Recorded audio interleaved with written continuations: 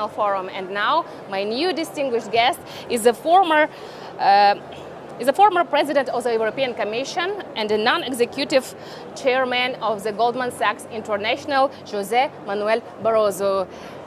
Thank you and welcome for coming. It's an honor to have you here in our studio. My pleasure. As a former president, first question, as a former president of European Commission, you have a significant role in shaping European Union policy. And now, how you can evaluate Kazakhstan's and European Union's cooperation in terms of economic investments, economic policy?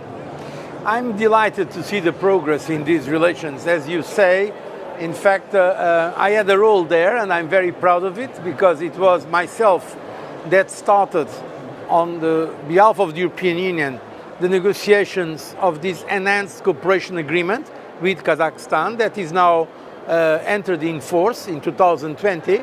And so that was a result of the negotiations that we started when I was leading the European Commission. And I think we can say today relations between Kazakhstan and the European Union are very good.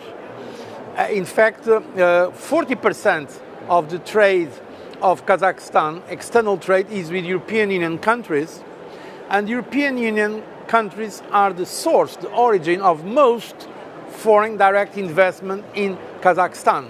So I think we can say this has been a very successful relationship in the interest, of course, of Kazakhstan and Europe as a whole. Yeah, right. And for example, now, due to the geopolitical situations, war, like conflicts, European Union and Central Asia boost, like lifting up their cooperation. Like 70% of all investments from the European Union coming to Kazakhstan, and just in the last year, investment flows to Kazakhstan's economy rise to 23%. And the last meeting in Cholpon-Ata in Kyrgyzstan, maybe you know, with the heads of the state Central Asia and the president of the European Council was held, and they were talking about the perspectives of middle corridor. Yeah. What you can say about it? I think it's critically important to have this corridor between European Union and Kazakhstan and going deep to Asia. I was always in favor of it. And I hope that the current geopolitical fragmentation that is very unfortunate will not make it more difficult. On the contrary, I think it makes sense first that the 5 countries of Central Asia integrate further. It makes sense from an economic point of view, that it's very clear, and that we can unite further the European Union with Kazakhstan and the other Central Asian countries. And this corridor could be a very important driver for further economic cooperation for the prosperity of Kazakhstan. So we can say that it might be an alternative to the North Siberian corridor, right? Yes, I believe so. Okay, it's perfect. Now Kazakhstan is striving to become carbon neutral to 2060. And I guess it's kind of ambitious plans. And for example, now the share of renewable energy sources in our structure of the energy has reached 4.5%. And by 2030, this figure should be 15%. How do you think? Is it real? No, I think it's a very ambitious goal, as you mentioned. But we need these ambitious goals because there is, in fact, a real threat to our planet in terms of climate. Mm-hmm. And so we need to do our part. And I can only welcome the fact that Kazakhstan has chosen that way and congratulate Kazakhstan. And the European Union also, I know that part of those investments are related to this transition.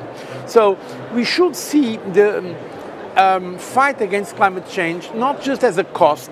It is true that there is some cost in the short term, but we should see it as an investment also because it's generating also new jobs in new industries, in a green transition. There are jobs that are being created. So I believe Kazakhstan, because of its position, can also be very important in these global networks to fight climate change.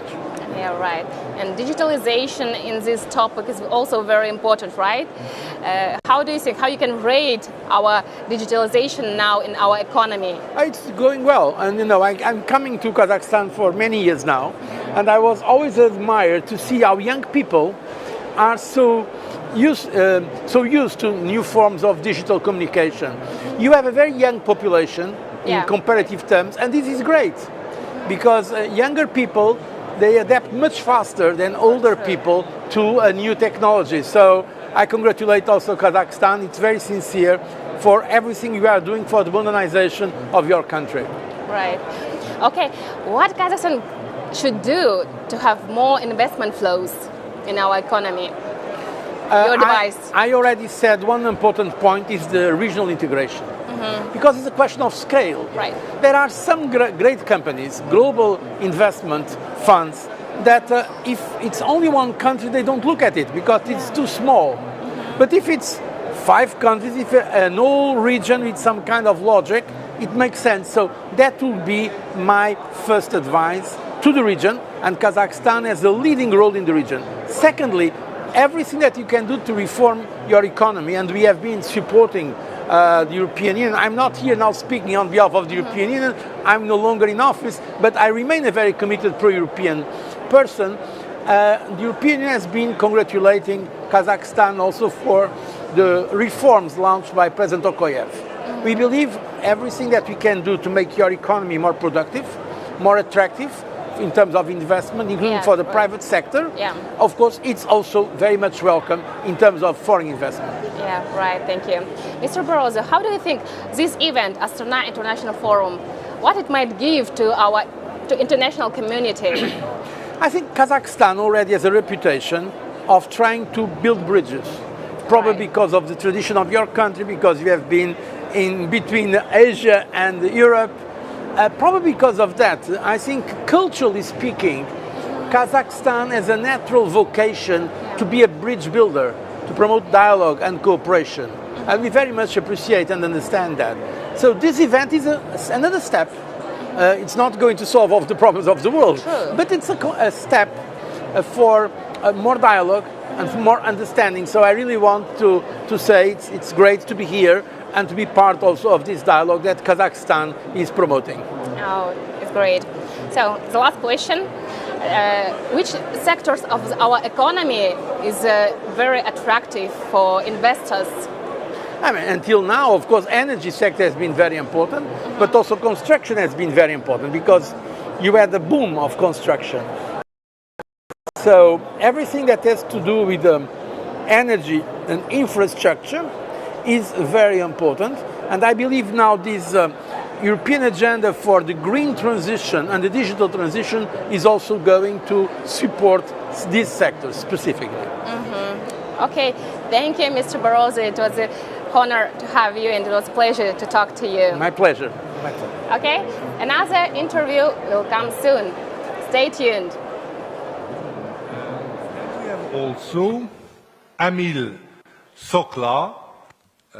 Amil, can you stand, please? He's from South Africa and is the Sherpa for the BRICS organization. And we all remember that there was very recently, I think 3 or 4 days ago, 5 days ago maybe, a meeting, a ministerial meeting of the BRICS in South Africa. BRICS meaning, of course, Brazil, Russia, India, China, and South Africa. And Sergei Lavrov attended this BRICS ministerial meeting that was in Cape Town, if I am not wrong. Okay. So, great. So thank you very much. And coming together of moving apart. So how do you see, Gregory, how do you see the future of multilateralism? Just give us a short assessment. There will be no speech today. It's only question answers. It will be a dialogue. Thank you, Renaud. There will be no speech, but still thank you to Kazakhstan for hosting us. Yeah. Now, answering your question. I will start with... First, I'm sorry, I forgot something, and I will be castigated. I forgot something, that before you speak, there is a person quite important and working quite a lot for multilateralism, is Ban Ki-moon, who addressed a message. Is it true? Okay, we have a message first to hear from Ban Ki-moon. Your Excellency Kassym-Jomart Tokayev, President of the Republic of Kazakhstan, distinguished leaders, experts, and participants, ladies and gentlemen. Hello, Salametbe. It is my great pleasure to convey my warm congratulations to President Tokayev and the Republic of Kazakhstan for successfully organizing the Astana International Forum 2023, a forum to engage in dialogue and seek solutions to global problems such as climate change, food shortages, and energy security. As the President of the Assembly and Chair of the Council of the Global Green Growth Institute, I am appreciative of Kazakhstan, of member states of GGGI, for the efforts to bring global leaders together and to respond to these global challenges together.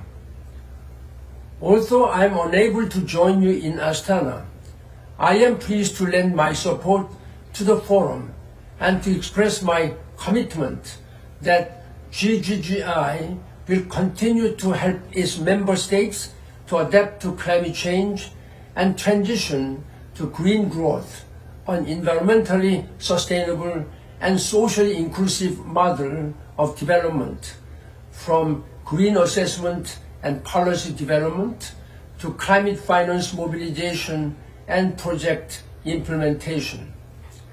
As you may know, the Paris Climate Change Agreement and the 2030 Agenda for Sustainable Development are often mentioned as two of my most important legacies of my time as the Secretary General of the United Nations. These global issues require global solutions and innovation. They require a real sense of urgency and collaboration, but instead of working together, sadly, we have been busy fighting each other. Let us work together, starting now, at the Astana International Forum, so that history will reflect the global community made major strides in the year 2023 to leave a better world for future generations. I wish all of you very green, productive, and successful events. Thank you very much. Kovrak Niet.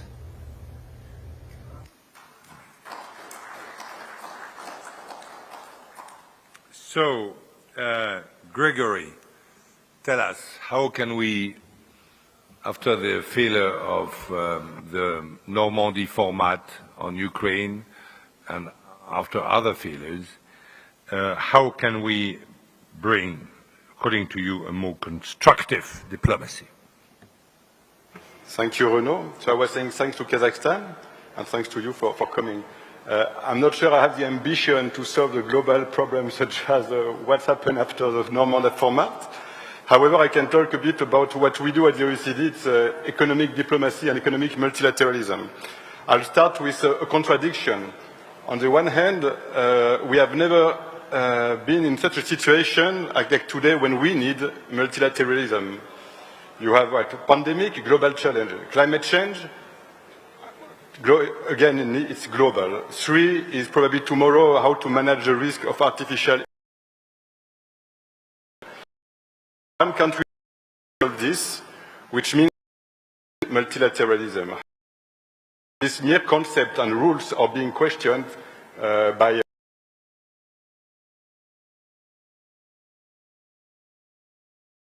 withdraw from on the meaning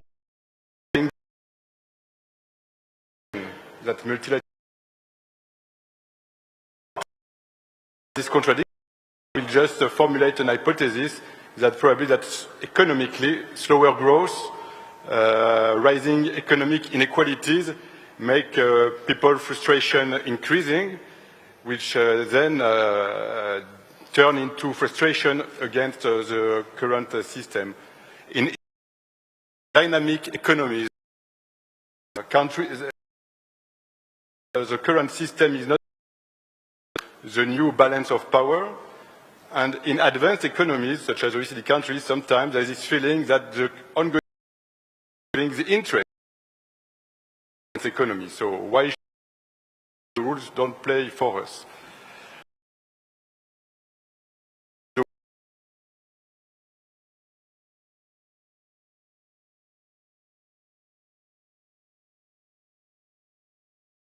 At the end of the 20th century, OECD countries in the GDP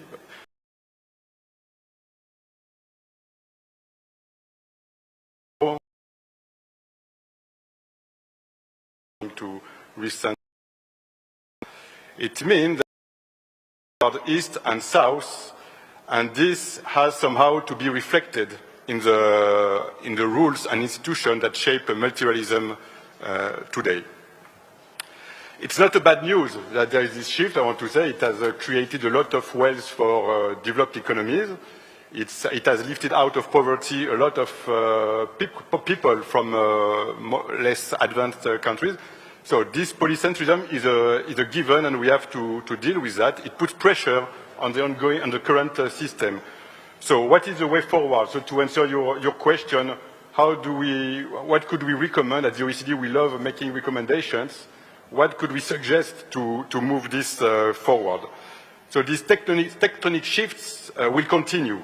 As I said, there will be a rebalance of power between the different countries in the world. So we probably have to adapt the international institutions, and I will give an example of OECD.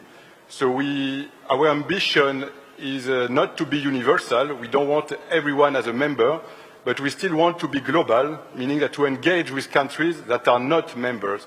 And the mere fact that we come to Central Asia often is an indication of this willingness to engage more with countries that are not necessarily members.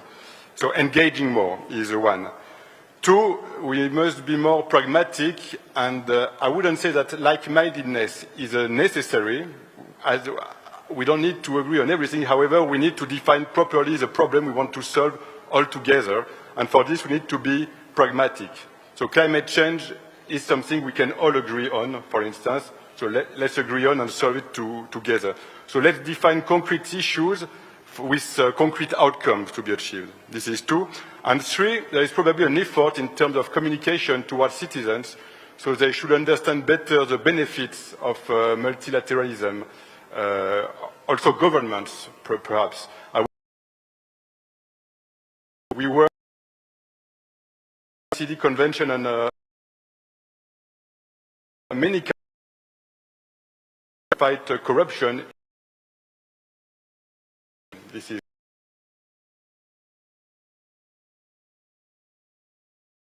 is tax evasion, sorry for interpretation, base erosion and profit shifting. More than 100 countries have joined, and this allows jurisdictions that joined to basically strengthen the tax base and fight properly against tax evasion. These are two examples. I could give the last one that is very recent and has become a key initiative is inclusive framework on carbon mitigation approach, basically joining forces to understand how to better mitigate and how to decarbonize.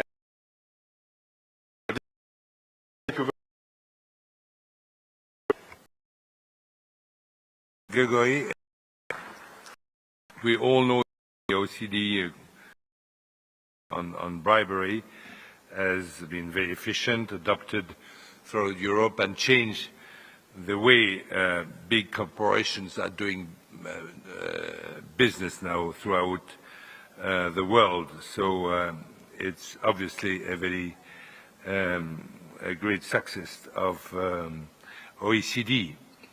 Now I would like to go to you, Margareta, and we remember that your organization, OSCE, was very important for instance, in the Caucasus Mountain. You had, to keep the peace in the 2000s. It was a very, I guess it's still a very important mission of OSCE. Of course, now your people have left. They were between separating Russians and Ukrainians. I understand that they have left the terrain because of the war. But how do you see the future of your organization, and what can be done, according to you, to improve efficiency and to improve actually the fact that the nations go back to multilateralism and go back to I would say the hopes of 1945 when United Nations was created? Thank you very much for this important question. When there is a war going on, like now, I believe it's very common that all countries look up after its own security. What can be done to secure our people? But I believe also that there is an important ground for multilateralism to find ways forward. And if we are talking about a situation when it's war, I believe, just as former Secretary General said, let's work together. That's what it's about.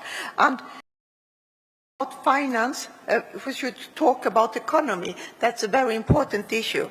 I know that if there should be an economic growth, there need to be stability, there need to be peace.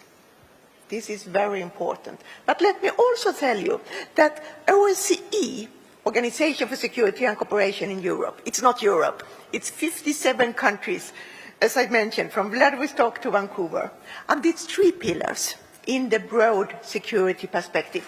The first one is political and security pillar. The second one is environment and finance. And the third one is human rights and democracy. And this is because all these 3 pillars are very important. But I do also believe that if there should be a way forward, there is a need for cooperation. And there is also a need for the parliamentarian. If it should be democracy, there need to be parliaments elected by the people. And that's we, in the Parliamentarian Assembly. And we are, as parliamentarians, lawmakers, we are the ones who scrutinize the government. We are the ones who adopt the budget. Of course, we should also cooperate. That's the only way forward. And let me mention, besides of the war in Ukraine, there is a lack of food, there is a lack of energy, there is the inflation, the climate is affected. All these issues need to be handled by cooperation, by multilateralism. First of all, the peace. There is not peace yet. Ukraine haven't got its right to its territory. But for me and for the OSCE Parliamentary Assembly, because we have a decision on it, is to support Ukraine. But I must underline the importance, as I said first, of stability and peace for economic growth. It's also about, if we should have a better climate, implementation of the SDGs, we need international cooperation. We need international cooperation between the lawmakers. We need also, of course, for the important, I think, not only here in Kazakhstan, but for the whole area from Vladivostok to the end of Europe, and by this also for the transatlantic side. It's the mid-corridor. How to build a mid-corridor if there is not multilateralism? I don't see any other way forward. That's just what I would like to say. We need cooperation. We need it during the Cold War when OSCE was founded. And we need it today when there is an open war. I think with mediation there can be an end of the war and a more transparent and fruitful way forward for the multilateralism and for economic growth, for democracy, and also for a better world. Thank you. Thank you very much, Margareta. Anil, you are the Sherpa of the BRICS. Of course, the BRICS have got on the war between Russia and Ukraine another assessment than the West. The West was the West. What is the West? The West was meeting in Hiroshima in Japan. This is the West, the global West, if you like, led by America. The BRICS doesn't seem to be led by any country. Can you tell us what kind of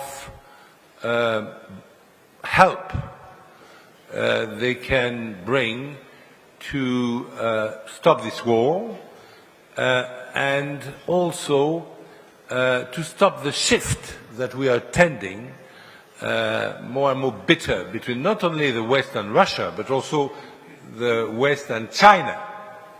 How we can stop it, and how you can revive multilateralism, which have been violated not only by Russia, because you have to remember that Western powers, I belong to a Western power, have violated also the multilateralism several times, for instance in Iraq or in Libya.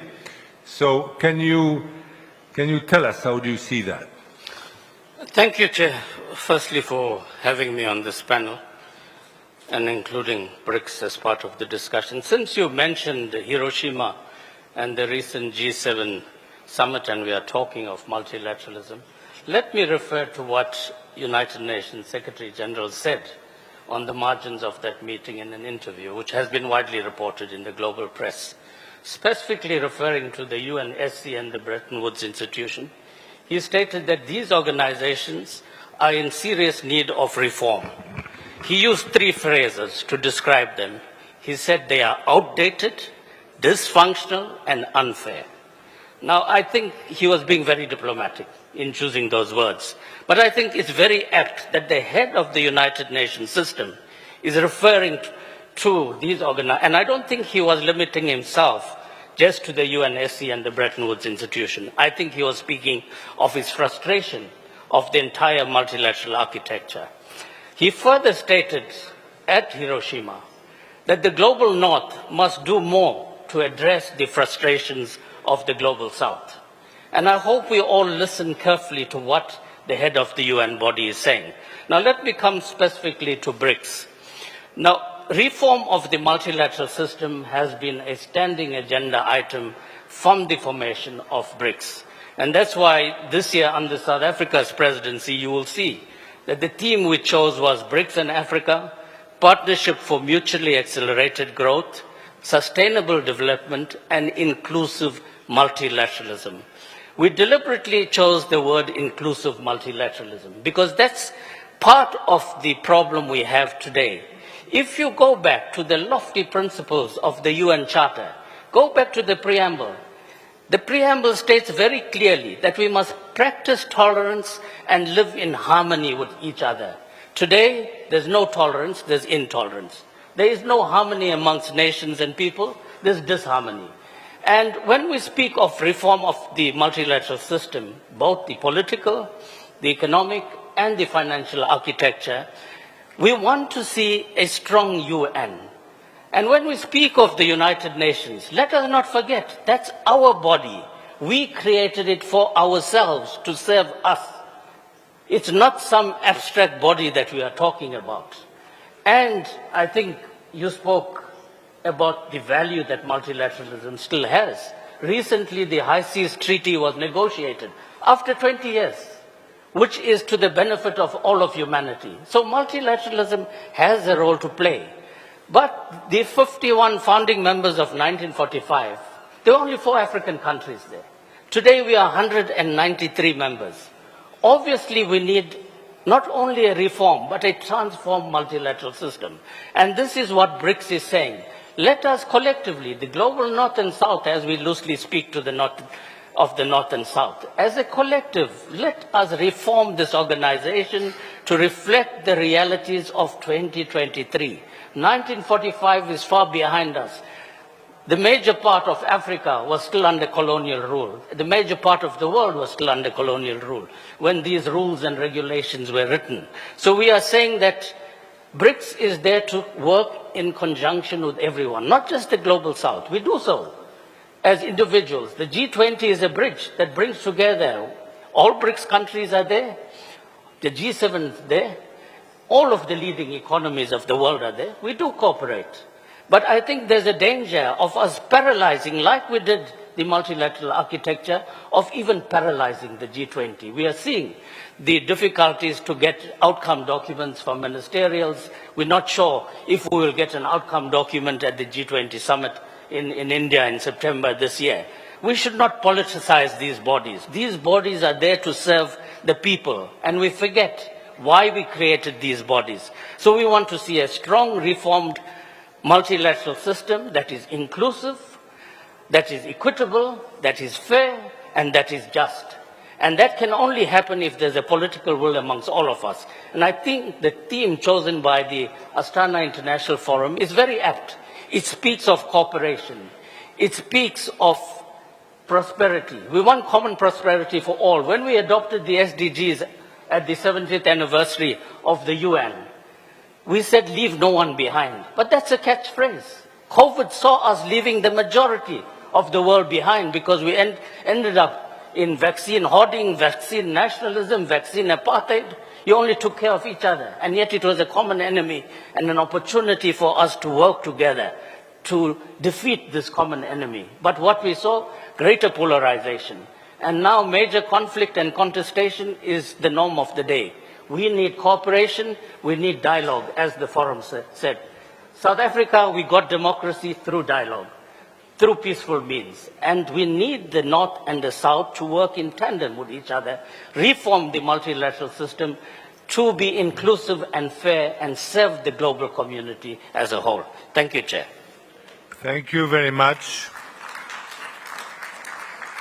You have given us a very important message, Anil, which is do not politicize economic cooperation forums because anyway we need it. In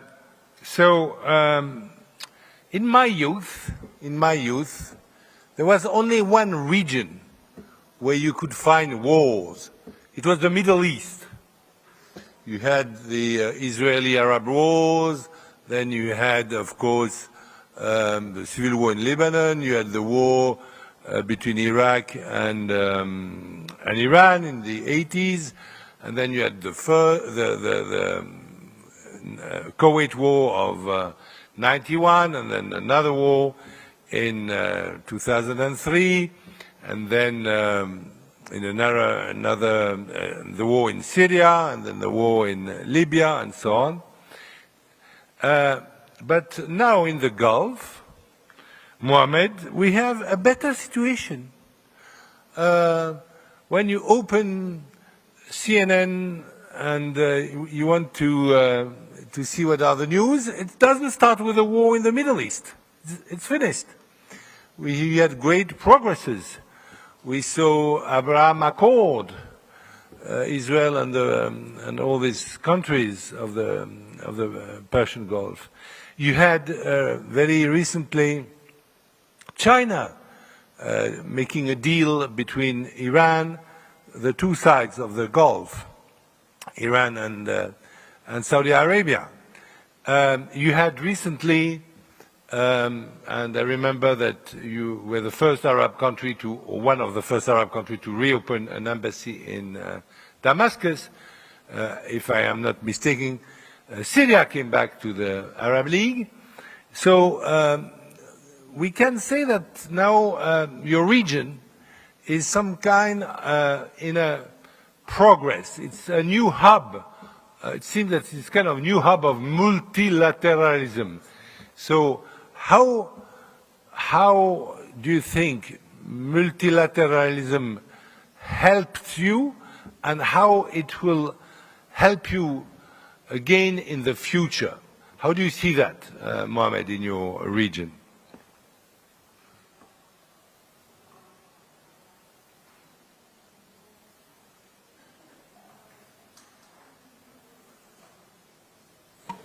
Thank you, Gerard. I hope everyone have a headphone. I will speak Arabic. شكرا جزيلا. You're welcome. جيرارد، أول شيء أهنيك على ذكائك في إدارة الجلسة، فقد حولتها مما كان مخطط لها من كلمات إلى نقاش جدي وجوهري، فأنا أشكرك بشدة على هذا. والحقيقة لقد بدأت كلامك بشيء مهم جدا حين يتحدث عن مستقبل التعددية في العلاقات الدولية. لابد أننا أمام خيارين واضحين، إما التلاقي أو التشرذم كما ذكرت في بداية حديثك. لا خيار ثالث أمامنا ونحن نواجه هذه التحديات الكارثية المتعددة أيضا، مثل التغير المناخي والحروب ومخاطر الذكاء الاصطناعي على المستقبل والفقر والغذاء والمياه، كل هذه وغيرها الكثير من التحديات التي تواجهنا. أنت سألتني عن كيف ساعدت تعددية العلاقات الدولية فيما يحدث الآن من حراك في الشرق الأوسط. الحقيقة أنت محق، أنا لست قديم مثلك، وإن كنت أنت أيضا لا زلت شابا في تفكيرك وذكائك، ولكن أنا من جيل الثمانينات أيضا، ولدت على أصوات الحروب المستمرة من الخمسينات، ونحن من حرب إلى حرب، من حرب إلى حرب، وهذه الحروب تثير الإحباط دائما لدى الأجيال المتعاقبة. ولكن ما نراه الآن في الشرق الأوسط، نعم نرى الآن نماء فكري وثقافي، وفي ذات الوقت يواكبه نماء سياسي وحكمة سياسية كبرى. ودعني أربط قليلا بين هذه التعددية والمنظور الثقافي الديني في منطقة الشرق الأوسط الذي ساهم بشكل كبير. بالتأكيد سمعتم جميعا عن أول زيارة مشتركة في التاريخ لأكبر الرموز الإسلامية مع أكبر الرموز المسيحية، الإمام الطيب والبابا فرانسيس، إلى أبو ظبي في 2019 حين وقعوا وثيقة الأخوة الإنسانية، أول وثيقة من نوعها في تاريخ العلاقة بين الإسلام والمسيحية. هذه الوثيقة التي ولأول مرة خاطب فيها أهم رموز الأديان الإنسان. هذه الوثيقة تضمنت مبادئ واضحة وقوية تدعو إلى ضرورة التعددية، تحترم الإنسان لكونه إنسان، لا تتحدث فقط عن المسيحية والإسلام، ولكن تتحدث عن الإنسان ومخاطر حياة الإنسان الحديث في ظل هذه التحديات المشتركة. أيضا تحدثت عن اتفاقية إبراهام وعن هذا التصاعد في كما نسميه أحيانا في إذابة المشكلات القديمة والتاريخية بين إيران والمنطقة العربية ومنطقة الخليج، وبين عودة سوريا إلى الجامعة العربية. هناك تقدم رائع تشهده هذه المنطقة في تنمية التعددية. ولكن أقول أيضا أن التعددية في منطقتنا العربية هي الحقيقة جزء راسخ من ثقافتنا. نحن لم نصنع هذه الحروب التي تحدثت عنها، هذه الحروب أجبرنا عليها. هذه الحروب أرقت اقتصادنا وأرقت ثقافتنا وأرقت تاريخنا وأرقت أجيال كاملة عانت بسبب هذه الحروب، فلم تكن مصنوعة داخليا وإنما صنعت خارجيا ثم قدمت لنا وصدرت لنا في هذه المنطقة. ولكن التعددية لا بديل عنها، نحن بحاجة إلى تنمية هذه التعددية على مختلف المجالات والثقافات، وأيضا بحاجة إلى تصدير هذه الثقافة إلى مناطق أخرى مختلفة. لدينا الآن في المنطقة على مستوى حتى يعني إذا تحدثت أنا قادم من الإمارات العربية المتحدة ومن جمهوريات مصر العربية، لدينا حالة من التنوع والتعددية الثقافية والدينية تشهدها المنطقة بشكل رائع للغاية. لدينا الجميع يمارس عباداته وحرياته الدينية بشكل مستقل تماما وبشكل مكفول قانونا ودستوريا تماما. فأعتقد أنه كما ذكر زملائي وكما ذكر الأمين العام بان كيمون أنه آن الأوان لأن نعمل معا بتكاتف وتضامن من أجل تنمية هذه التعددية على كل المجالات وعلى مختلف الأصعدة. شكرا.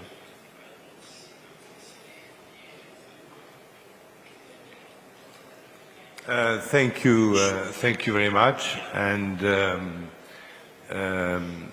it's true that even me, who comes from the West, we have to say and to acknowledge that probably we didn't respect multilateralism enough, and history shows us that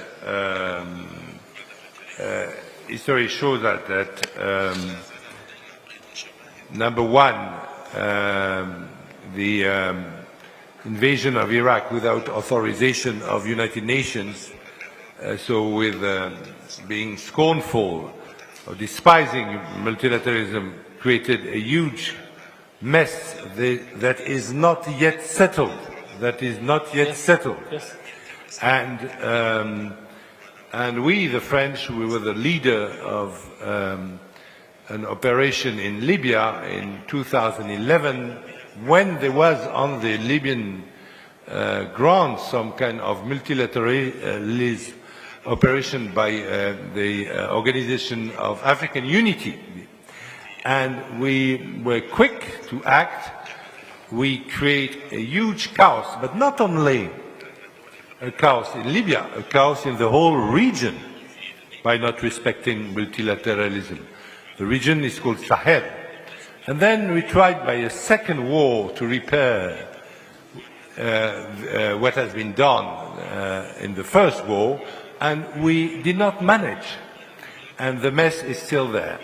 So yes, multilateralism is very important, and I hope that in the future our Western nations will respect it, and of course it applies also to, this is obvious, to Russia, that did not ask the UN to solve its problems with Ukraine, but preferred to attack it. So I would like Ambassador Muraliev, you are from a region, the Organization of Turkic States, that I would be in, it is not as bad as Eastern Europe, where we have a total failure. It is not as good as the Gulf, the Persian Gulf, where, you know, peace is growing day by day. It's in the middle. Can you tell us what kind of ambition have your organization of Turkic states, and how it can improve peace in the region? And of course, we all think of a war that is happening from time to time between Armenia and Azerbaijan.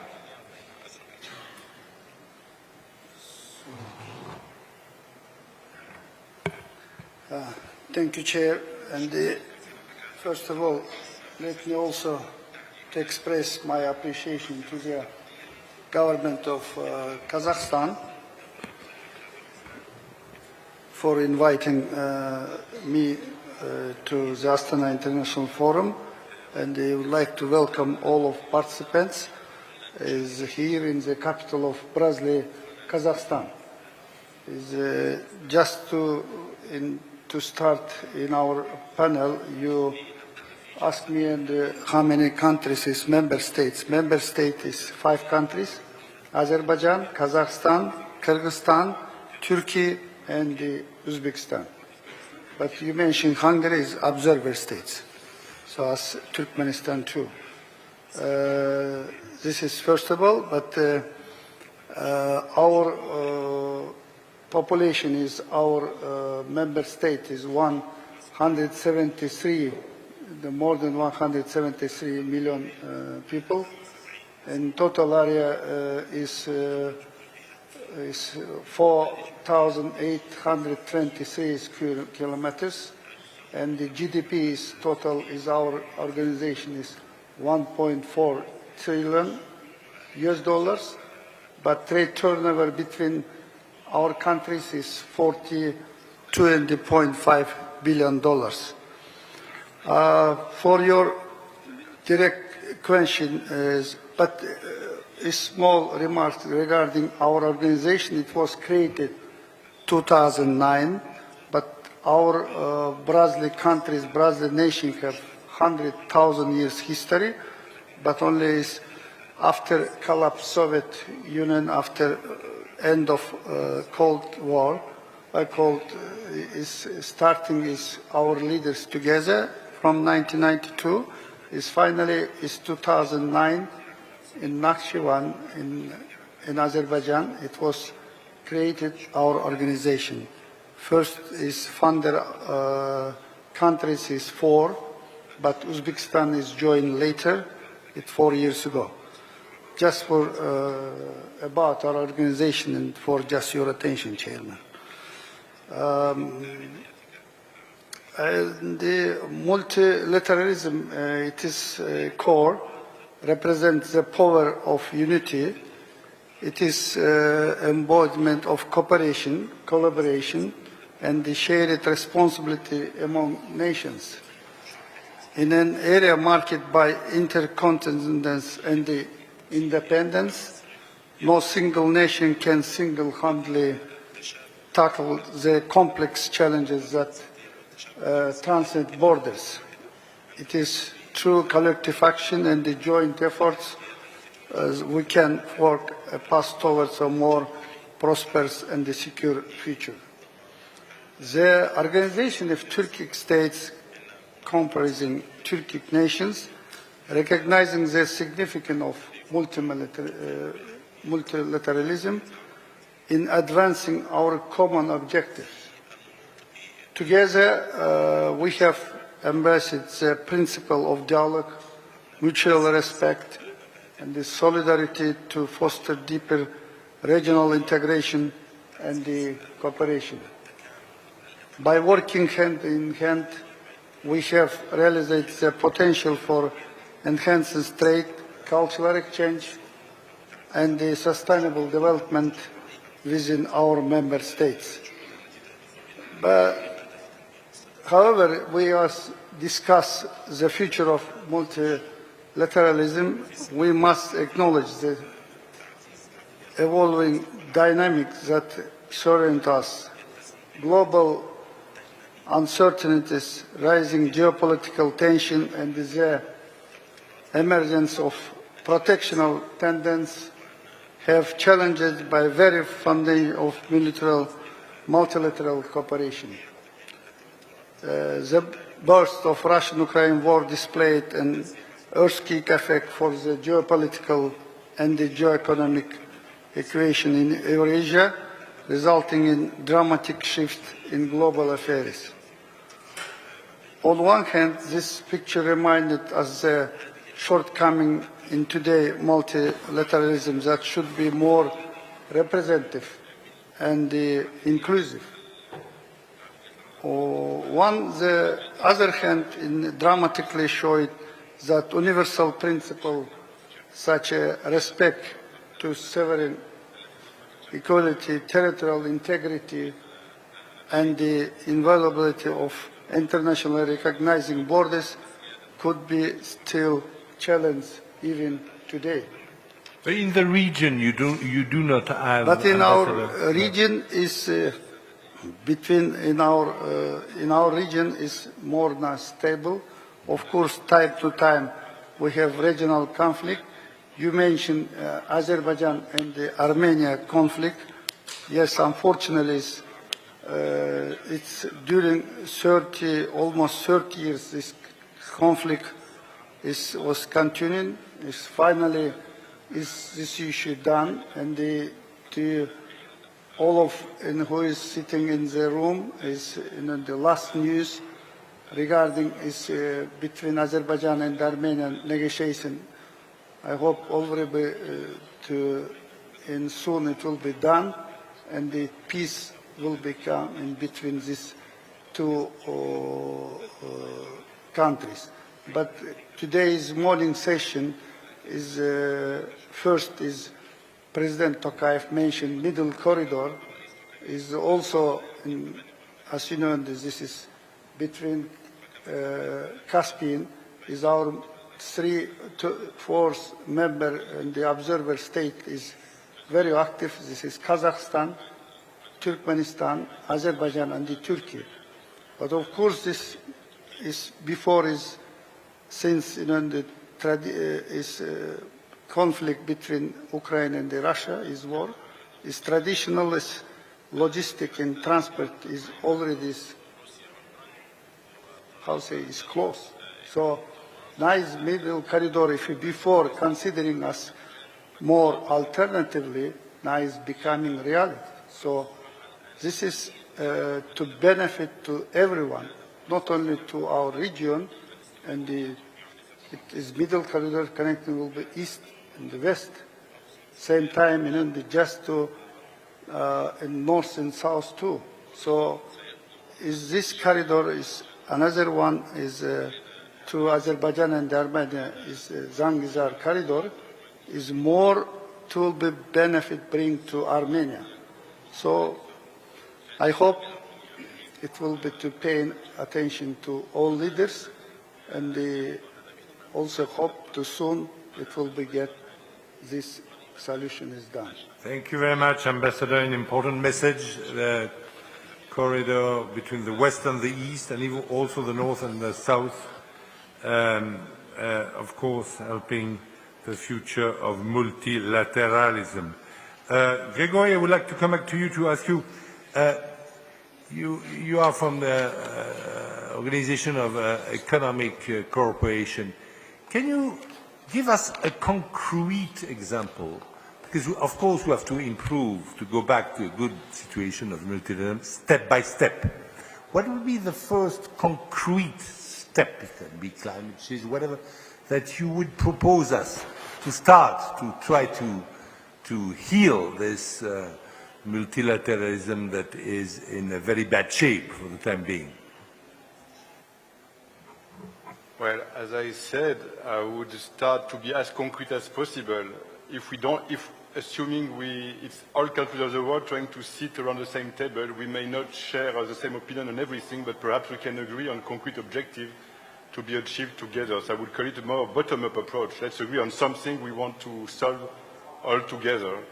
And this is what the OECD aims at doing on a specifically identified problems such as climate change, tax evasion, as I said, and there may be other issues.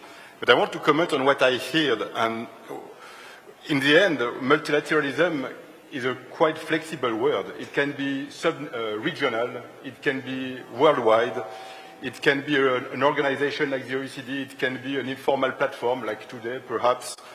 The agenda can also quite be flexible. It could be just sitting on the same table is already an achievement. I remember 10 years ago, having Uzbekistan and Kazakhstan at the OECD together was already an achievement.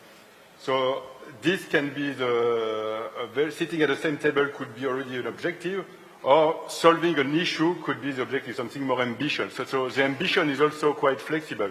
So my main conclusion from what I heard is that this concept is flexible enough so people cannot disagree on the fact that multilateralism is needed.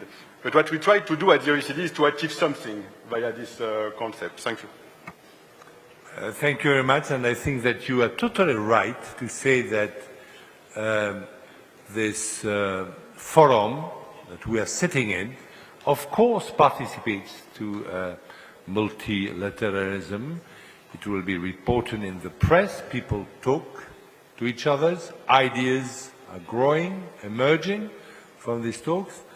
I remember being in a forum it was called Club de Monaco, but we were having Israeli delegates. It was like private, secret, if you like, but Iranian delegates and Israeli delegates speaking together. Of course, one day, Israel and Iran will have to resume diplomatic relations like Iran and America. It's of course ridiculous that America and Iran still do not have diplomatic relations, have to go to Oman to talk to each other. But thank you, Oman, for organizing this dialogue. Yeah, it is, we have a very important step, and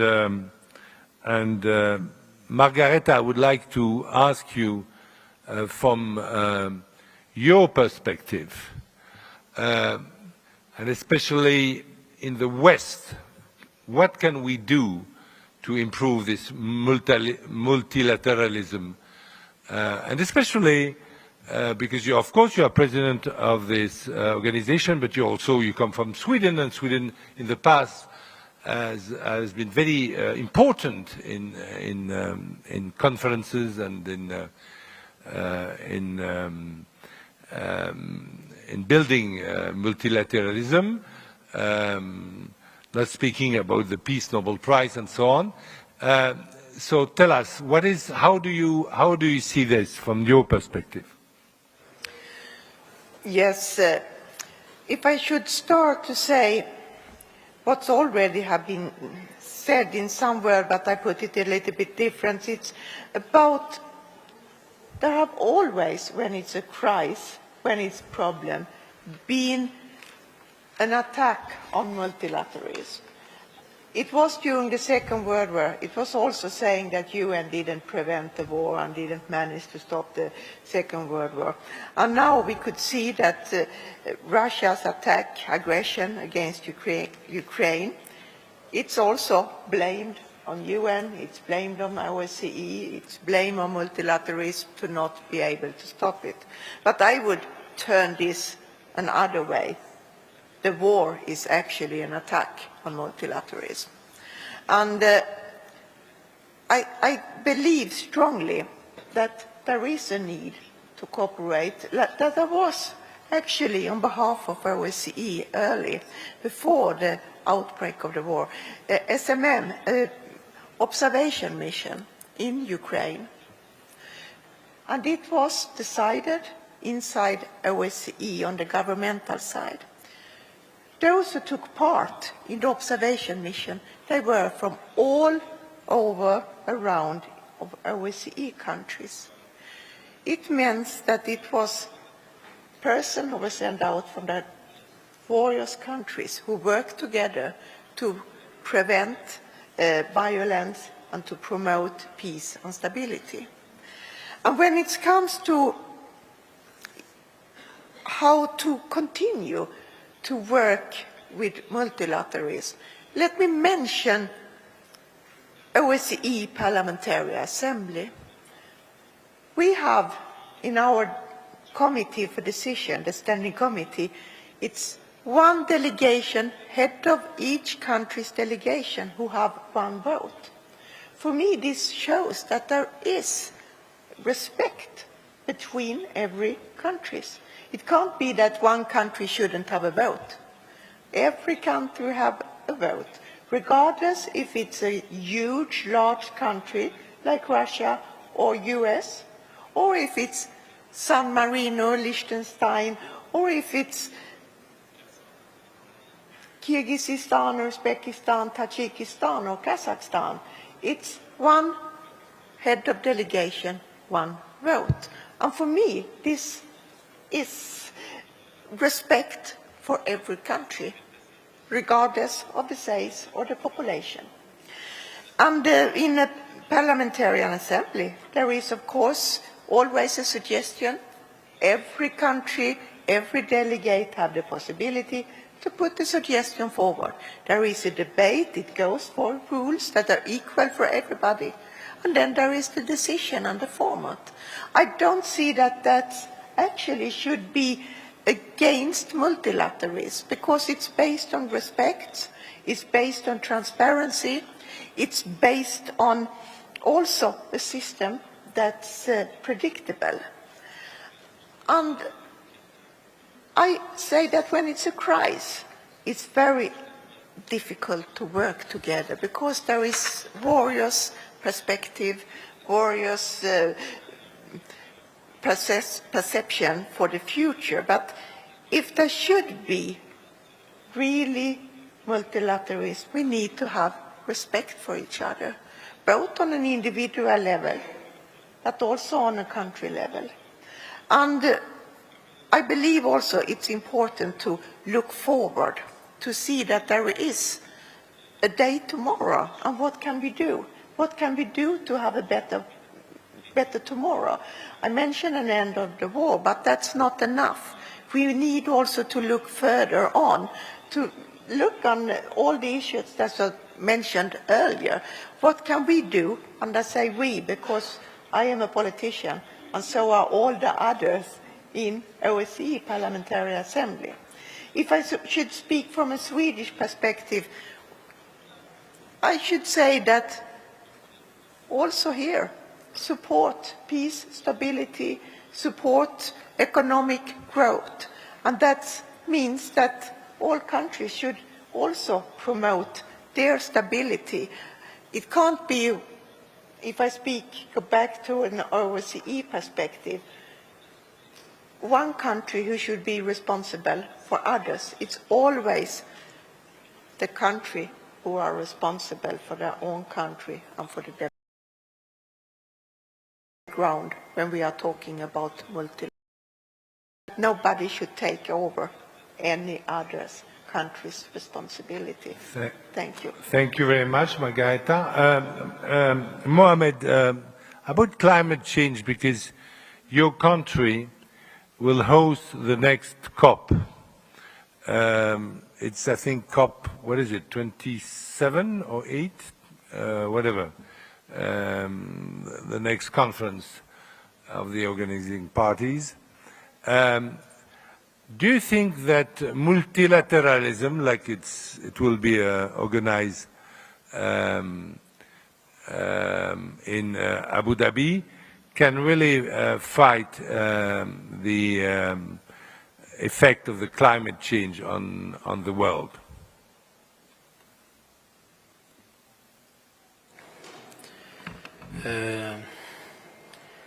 Thank you, Gerard.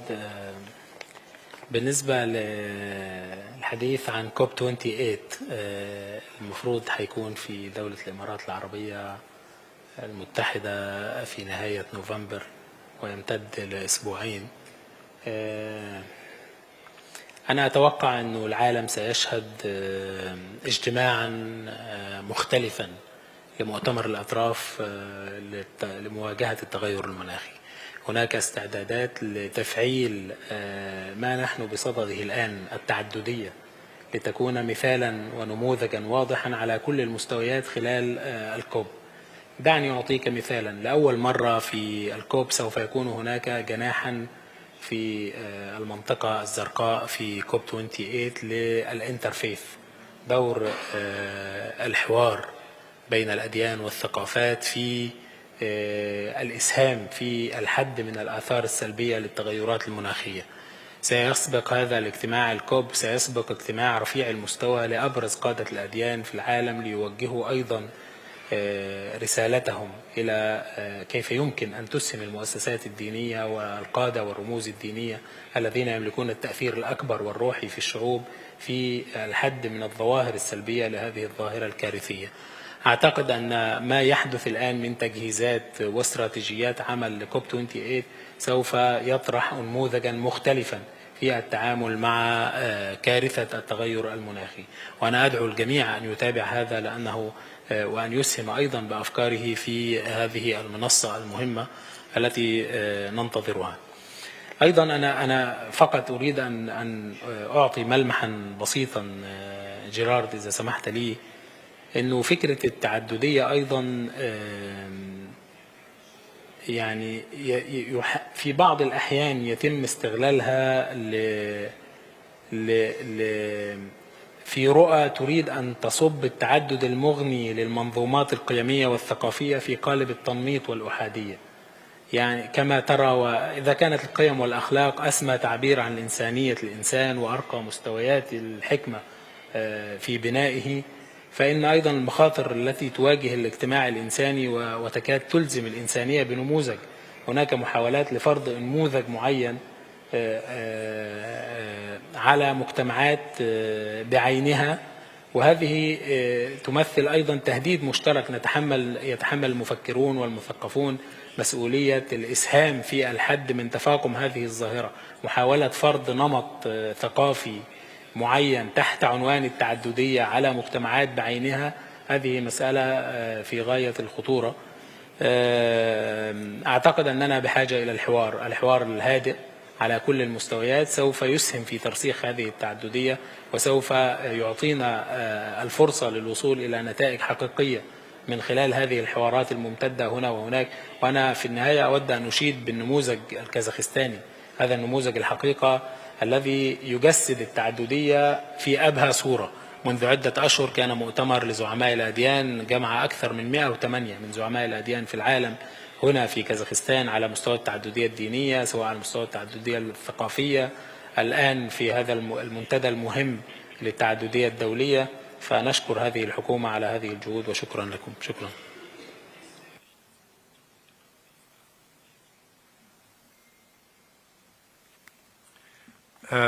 Thank you very much. And last question, but not least, I would like to ask Anil. You have had a very successful ministerial summit in Cape Town, because basically the message was the law of the world should not be done by the West alone. That was the message. It was understood by everybody. But you are a multilateral organization, but how do you overcome the huge contradictions you have within yourself? One contradiction is India, which is the biggest population of the world, would like to be a member of the Security Council. But everybody knows that it will never happen, because China is a member of the Security Council and has got veto power. So just it will never happen. Since you have an organization with China and India sitting together, explain please to us how it works and how it can be helpful. Thank you, Chair. Interesting observation, but not unique to BRICS. I spent 6 years as South Africa's ambassador to the European Union. You had UK leave the European Union, despite you being a union. Why did they leave? For their own reasons. G7, you had G8, then you made it G7. Even within the G7, there's points of differences. So yes, BRICS is not a homogeneous whole. We are 5 independent sovereign states, different systems of governance, different nationalities, and so forth and so forth. But what keeps BRICS together are the common points of intersection that far outweighs our differences. So the collaboration is based on those points of intersection where we have agreement. And that's what keeps BRICS as a cohesive whole. And it's not unique to BRICS. Any regional organization, you have the same challenges. No regional organization, including the African Union, is a homogeneous whole. So I'm saying that within BRICS, we have common values to which we subscribe in terms of what we'd like to see change. Yes, there are differences. You have border tensions between India and China, which they must sort out bilaterally and not bring it to make it a BRICS problem. We encourage resolution of disputes and conflict through peaceful means. But within BRICS, we try and work on those areas of convergence, and one of which is ensuring that we have a multilateral system that is functional and that is inclusive. Who has weakened the multilateral system? Who weakened it? That's the question we have to go to. And why is it so weak today? There cannot be a world without a multilateral order. We have no alternative. We have to work to strengthening the multilateral global order and do it as a collective and address the fault lines. There are major fault lines on the political, economic, and financial front. Imagine this world without a UN system, without a UN charter, without its purposes and principles, without the financial institutions, with all its shortcomings, the Bretton Woods institution, without the World Trade Organization. What would we have? We wouldn't have a rules-based global order to function coherently. Despite the challenges we have, we still function as a global community. And we are saying that we need to look at the functioning of this body that is almost 80 years old. In 2025, we'll celebrate the 80th anniversary. The League of Nations, founded in 1926, lasted not even 20 years. You had the outbreak of the Second World War, and then we reconfigured into the United Nations within 15 years of the founding of the League of Nations. Now you have 80 years almost gone past. The provisions of the Charter, Chapter 18 of the UN Charter, Articles 108 and 109, makes provision for a general review. When 2/3 of the General Assembly called for a general review, there's been 3 general reviews since 1945. Last week, my minister, Minister Pando, in her input to the ministerial said, maybe it's time that we call for a general review conference to look at how we can collectively address the fault lines as it exists. We want to see a multipolar world. We have lived through the devastation of the Cold War, a bipolar world. We have seen a unipolar power and how it acts.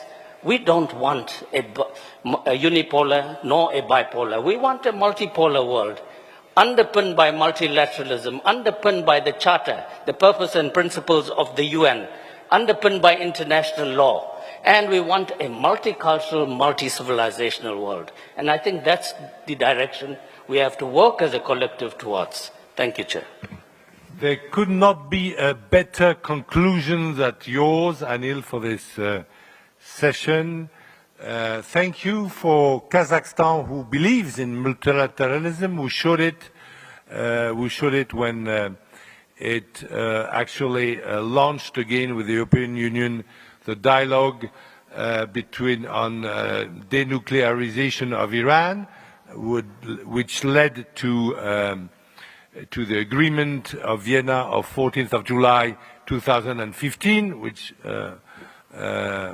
sadly enough was broken by the Trump administration. But Kazakhstan always believed in multilateralism. I think that this forum takes part of it, and thank you to the speakers to attend it, to the audience, and the session is over. Have a good day.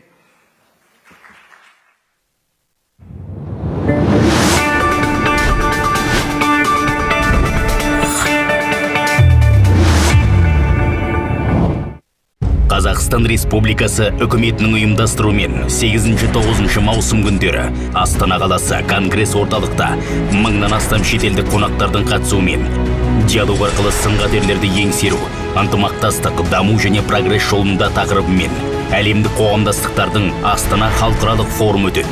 Форум аясында 40-тан астам